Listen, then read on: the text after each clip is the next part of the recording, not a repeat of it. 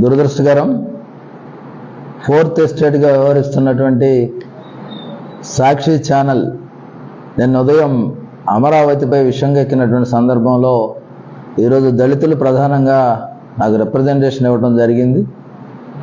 ఎందుకంటే అమరావతి రాజధానిని ఒక వేశ్యల రాజధాని అని చెప్పే విధంగా ఆ ఛానల్ కృష్ణరాజు ఎవరైతే డిబేట్కి వచ్చారో, అదేవిధంగా యాంకర్ ఎవరైతే కేఎస్ఆర్ ఉన్నారో వాళ్ళిద్దరికి కూడా ప్రత్యేకంగా ఎస్సీ కమిషన్ తరఫున సమన్లు ఇవ్వడానికి సిద్ధపడతా ఉన్నాం. ఎందుకంటే ఏ రిపోర్ట్ అయినా సరే ఎవరి మనోభావాలు దెబ్బతీయకుండా ఉండాలి తప్ప మహిళల పట్ల ఆ విధమైనటువంటి వ్యాఖ్యలు పునరావృతం కాకుండా ఉండే విధంగా చర్యలు తీసుకోవటం, అదేవిధంగా ప్రత్యేకంగా దళిత నియోజకవర్గంలో ఉన్నటువంటి వాళ్ళని కానీ అమరావతి చుట్టుపక్కలంతా కూడా దళితులు ఉన్నటువంటి పరిస్థితుల్లో దళిత మహిళల్ని ప్రధానంగా కించపరిచే విధంగా ఆయన వ్యాఖ్యలు ఉండటం అనేది చాలా దురదృష్టం. ఎందుకంటే రికార్డ్ ఎవిడెన్స్ కూడా నేను చూడటం జరిగింది. చాలా దురదృష్టం. ఎందుకంటే ఒక రాష్ట్ర పునర్నిర్మాణానికి వేదికగా ఉన్నటువంటి అమరావతి ప్రాంతాన్ని, ఎందుకంటే ధరణికోటగా ధాన్యకటకగా, అదేవిధంగా ప్రత్యేకంగా ఆ ప్రాంతంలో దళితులు ఏ విధంగా ఆ యొక్క సంస్థానాలను కాపాడారు, అదేవిధంగా ఆ ప్రాంతం ఏ విధంగా దేవతలు తిరిగాడారు అనేది చరిత్ర చెప్తా ఉంటే వీళ్ళు ఈ విధంగా వక్రీకరించి కేవలం రేటింగ్ కోసం కానీ లేదంటే జనాల్లో ఒక ఉన్మాదాన్ని రెచ్చగొట్టే విధంగా ఉన్నటువంటి వ్యాఖ్యలను తీవ్రంగా కూడా కమిషన్ కూడా ఖండిస్తూ వారి పట్ల ఖచ్చితంగా సమన్లు జారీ చేయటం, అదేవిధంగా చట్టపరంగా ఏ విధమైన చర్యలు తీసుకోవాలనేది కూడా కమిషన్ తీసుకుంటుంది. అదేవిధంగా ఈరోజు ప్రత్యేకంగా పువ్వాడ సుధాకర్ గారు కానీ లేకపోతే జేఏసీ సంబంధించినటువంటి వ్యక్తులు కూడా వచ్చారు. అదేవిధంగా చిలకా బసవయ్య గారు వాళ్ళు కూడా వచ్చారు. దాంతోపాటుగా మేడ్ అసోసియేషన్ కూడా నిన్న సాయంత్రం ఒక మెమోరాండం నాకు ఇవ్వడం జరిగింది. వీటన్నిటిని దృష్టిలో పెట్టుకుని ఖచ్చితంగా చర్యలు తీసుకుంటాం. ఆ చర్యలు ఎవరు కూడా తిరిగి ఆ ప్రాంతాన్ని గురించి కానీ లేదంటే ఇతర వ్యక్తుల గురించి కానీ మహిళల పట్ల కానీ ప్రత్యేకంగా దళితుల పట్ల ఆ వ్యాఖ్యలు చేస్తే మాత్రం సహించేది లేదని కమిషన్ హెచ్చరిక జారీ చేస్తా ఉంది. అమరావతి ప్రాంతం అనేది దేవతల రాజధాని కాదు, అమరావతి ప్రాంతం వేశ్యల రాజధాని. ఇక్కడ చాలా మంది సెక్స్ వర్కర్లు ఉన్నారు, సెక్స్ వర్కర్ సంబంధించిన సంస్థలు నడుస్తున్నాయి. ఇక్కడ సాక్షి ఛానల్లో మాట్లాడడం జరిగింది. ఒక అమరావతి ప్రాంత మహిళగా ఏం చెప్తారు? అమరావతి మహిళలు నిజంగా అండి, ఆ వేశ్యలు ఆ సెక్స్ వర్కర్లు అంటేనే మాకు చాలా వేదనగానే ఉంది. కేఎస్ఆర్ గారు లైవ్ షో సాక్షిలో అది వాడు ఎప్పుడైనా వాడు చూసుకున్నాడేమో అద్దంలో, వాడు ఒరిజినల్ గా చూస్తేనండి ఎయిడ్స్ పేషెంట్ వాడికన్నా బాగుంటాడు. అలాగుంటాడు వాడు ఎయిడ్స్ పేషెంట్. అందుకే వాడికి ఎయిడ్స్ గురించి ఎయిడ్స్ కు మందులు ఆడుకుంటున్నాడు. ఆల్రెడీ కేఎస్ఆర్ ఎయిడ్స్ కు మందులు ఆడుకుంటున్నాడు. వాడు సేమ్ ఎయిడ్స్ పేషెంట్ లాగే ఉంటాడు. వాడు ఎదురు కూర్చున్నాడు. ఎప్పుడు పొద్దుగూకులు సెక్స్ వర్కర్ల దగ్గరికి వెళ్ళి వేసేల దగ్గర వీడు కూడా బజార్లు ఎమ్మడి తిరిగి ఇదే పని చేస్తున్నాడు. కాబట్టి వీళ్ళిద్దరు వాళ్ళని ఎక్కడ కుదరలే ఇలా మాట్లాడుకోవటానికి. ఛానల్ అయితే ఒకటి యశం చెమ్మినట్టు ఉంటుంది అమరావతి మీద, మహిళల మీద. మనం ఇట్లా మాట్లాడదామని చెరోటి మాట్లాడుకున్నారు. వీళ్ళకి ఒకటే చదువుతున్నామండి, ఏ మాత్రం సిగ్గు సేరం ఉండా నీ పెళ్ళాం నీ ఇంటికి వచ్చి నీ చెప్పు తెగేదా అన్నాలి. ఈ కృష్ణరాజు అనే వాడి పెళ్ళం ఇవాళ ఇంటికి పోతే వాడిని చెప్పు తీసుకొని నువ్వు అన్నా, లేకపోతే మేమైనా దంతాం. వాడు కనపడితే ఆడవాళ్ళని తన్నేది. మరి భారతీ రెడ్డి ఉంది, గత 5 ఏళ్లు మొగుడు పెళ్ళాం కలిసి మమ్మల్ని పిండారు, జలగలు పిండినట్టు. 5 ఏళ్లు రోడ్ల మీదకి వచ్చి ఒక్కరోజు బలకరించలే ఈ మొగుడు పెళ్ళం జగన్ గాని వాళ్ళ ఆవిడ గాని. నీ వర్ర రవీంద్ర రెడ్డి మా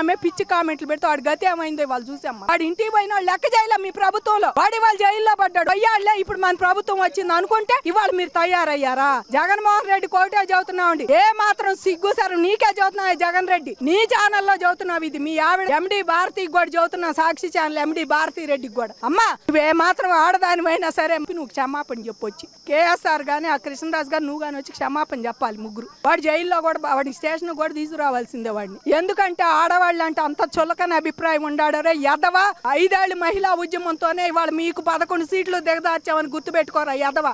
ఏ వేసలు ఏ సెక్స్ వర్కర్లని తిట్టావో మా అమరావతి వాళ్ళని, ఆ అమరావతి దలుచుకుంటే నువ్వు 11 సీట్లు పరిమితం అయ్యావు. అమరావతి అనేది ఆంధ్రప్రదేశ్ రాజధాని.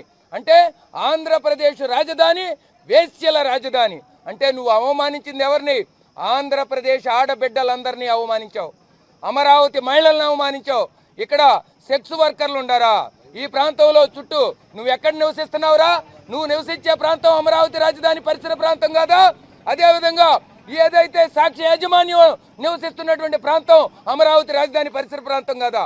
అంటే అమరావతి రాజధాని పరిసర ప్రాంతాల్లో సెక్స్ వర్కర్లు ఎక్కువ ఉండారా? ఎయిడ్స్ ఎక్కువ ఉందా? ఎయిడ్స్కి సేవ చేయడానికి 150 స్వచ్ఛంద సేవా సంస్థలు ఇక్కడ పనిచేస్తున్నాయా? మిమ్మల్ని కన్న తల్లి నువ్వు మాట్లాడిన మాటలను చూసి చల్లతో సిగ్గుతో తలవంచుకుంటుంది. నిన్ను చేసుకున్నటువంటి భార్య నువ్వు మాట్లాడినటువంటి మాటలతో సిగ్గుతో తల వంచుకుంటుంది. కనీసం దీన్ని ప్రసారం చేసినటువంటి సాక్షి యాజమాన్యం అధినేత అయినటువంటి భారతిరెడ్డి గారు ఒక మహిళ. మరి అటువంటి మహిళ మీద అసభ్యకరమైన కామెంట్లు చేస్తే మొట్టమొదటగా స్పందించింది అమరావతి మహిళలు, దాన్ని ఖండించింది అమరావతి మహిళలు. మేము చూస్తూ ఉన్నాం 24 గంటలైనా భారతిరెడ్డి గారు స్పందిస్తారా లేదా అని. మీకు మహిళలంటే చిన్న చూపు. ఏదైతే జగన్మోహన్ రెడ్డి గారు చేశారో అదేవిధంగా భారతిరెడ్డి గారు కూడా ఆంధ్రప్రదేశ్ మహిళల్ని నిత్యం అవమానపరచడమే లక్ష్యంగా పెట్టుకున్నారు, ముఖ్యంగా అమరావతి మహిళల్ని. నిన్న సాక్షి ఛానల్ డిబేట్ ప్రోగ్రాంలో కేసీఆర్ విత్ లైవ్ ప్రోగ్రాంలో ఒక జర్నలిస్ట్ అని చెప్పుకునేటటువంటి కృష్ణరాజు అనే వ్యక్తి అమరావతి గురించి చాలా దారుణంగా మాట్లాడుతున్నాడు. ఇది దేవతల రాజధాని కాదన్నాడు. చరిత్ర తెలుసా నీకు? చరిత్ర తెలియని నువ్వు జర్నలిస్ట్ ఎలా అయ్యావు? కావాలంటే పిల్లల పుస్తకాలు తీసుకొని చదువుకొని అప్పుడన్నా మాట్లాడడం నేర్చుకో. ఈ ఎదవకి నోటికి ఎంత వస్తే అంత మాట్లాడుతున్నాడు. ఇది దేవతల రాజధాని కాదని వేసీల రాజధాని. నువ్వు చూసావా? ఇది ఆంధ్రప్రదేశ్ మహిళల్ని చాలా వాళ్ళ యొక్క మనోభావాలు దెబ్బతినే విధంగా ఎంతో కించపరుస్తూ మాట్లాడినటువంటి మాటలు. దీన్ని మేము అమరావతి రైతులుగా తీవ్రంగా ఖండిస్తున్నాం. అదేవిధంగా అతను మాట్లాడిన మాటలు ఒక సాక్షి ఛానల్ యజమాని అయినటువంటి భారతీదేవి ఒక ఆడపుట్టుకు పుట్టి ఇంతవరకు దాని గురించి ఎలాంటి మాటలు మాట్లాడకపోగా దాని మీద ఎటువంటి చర్యలు తీసుకుపోగా ఎంతో సైలెంట్గా ఉన్నది చాలా బాధాకరమైనటువంటి విషయం. ఒకప్పుడు ఆమె మీద తీవ్రమైనటువంటి సోషల్ మీడియాలో అభ్యంతరకరమైన పోస్టులు వస్తే ముందుగా స్పందించి ఒక మహిళ సాటిపాటు మహిళల పట్ల ఎలాంటి వ్యాఖ్యలు అనేది ఎవరు చేయకూడదని ముందుగా స్పందించాం. మరి అలాంటిది ఈరోజు ఆమె కామ్గా ఉందంటే ఏమనుకోవాలి? ఒక మహిళగా ఆమె ఏమన్నా చేయగలుగుతుందా? కాబట్టి దీనికి ఆమె ముందు 24 గంటల్లోగా అతన్ని చట్టపరంగా కృష్ణరాజు మీద చర్యలు తీసుకొని న్యాయస్థానం వారు తీవ్రంగా శిక్షించాలని కోరుకుంటున్నాం. అదేవిధంగా భారతీయ కూడా ముందు ఆంధ్రప్రదేశ్ రాష్ట్ర మహిళలందరికీ క్షమాపణ చెప్పాలి.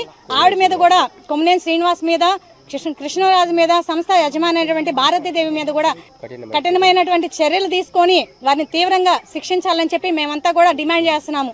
ఏ పాలకుడు ఇలాంటి నిర్ణయాలు తీసుకుని ఉంటారు? అది ఒక్క చంద్రబాబు నాయుడు గారికే సాధ్యం.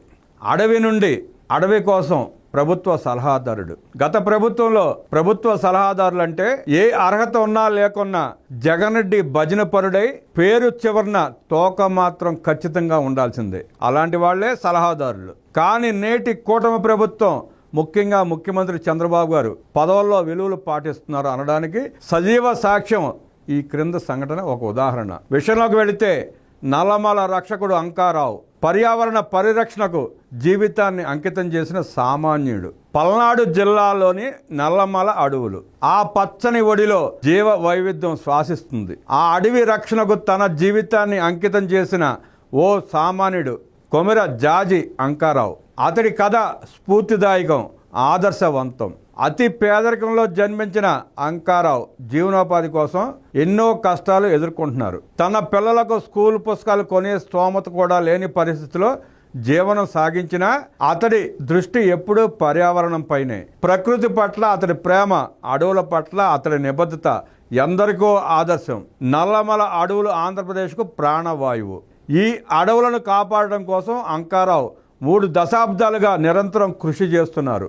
ఒంటరిగా మొక్కలు నాటడం, ప్లాస్టిక్ వ్యర్థాలను ఏరివేయడం, అడవిలో కారుచిచ్చులు రాకుండా చూడడం, ఇలా ఇతడి సేవలు అసాధారణం.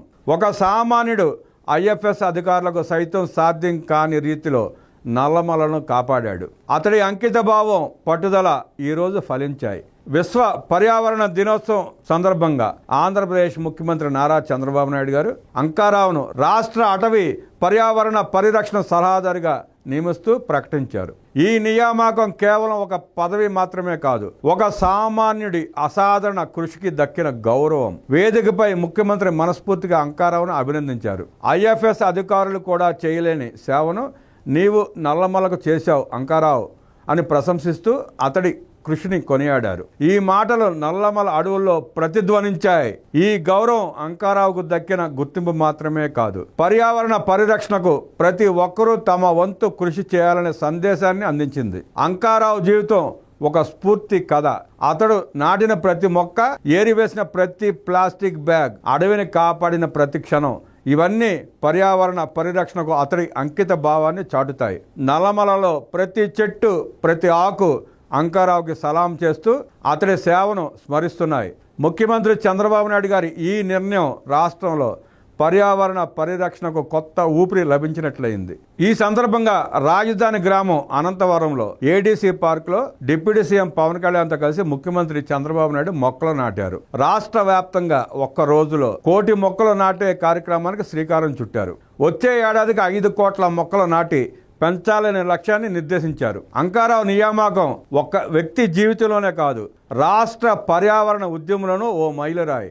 అతడి సేవలు, పట్టుదల, పర్యావరణం పట్ల అతడి అంకిత భావం యువతకు, సమాజానికి ఒక గొప్ప సందేశాన్ని అందిస్తున్నాయి. పేదరికం, కష్టాలు ఎదురైనా ప్రకృతిని కాపాడాలనే తపనతో అంకారావు చేసిన కృషి ఈరోజు ఫలించింది. నల్లమల అడవులు అతడి సేవలను గుండెల్లో దాచుకుని పచ్చదనంతో ప్రతిఫలిస్తున్నాయి. అంకారావు కథ ప్రతి ఒక్కరికి స్ఫూర్తినిస్తుంది. చిన్న చిన్న పనుల ద్వారా కూడా పర్యావరణాన్ని కాపాడవచ్చునని, సమాజానికి సేవ చేయవచ్చని అతడు నిరూపించాడు. ఈ విశ్వ పర్యావరణ దినోత్సవం సందర్భంగా అంకారావుకి దక్కిన గౌరవం, నల్లమల అడవులకు అతడు అందించిన సేవలకు రాష్ట్రం చేసిన సన్మానం. ఈ సన్మానం అతడి జీవితంలో ఒక అద్భుత క్షణం మరియు ఆంధ్రప్రదేశ్ పర్యావరణ ఉద్యమంలో ఒక కొత్త అధ్యాయం.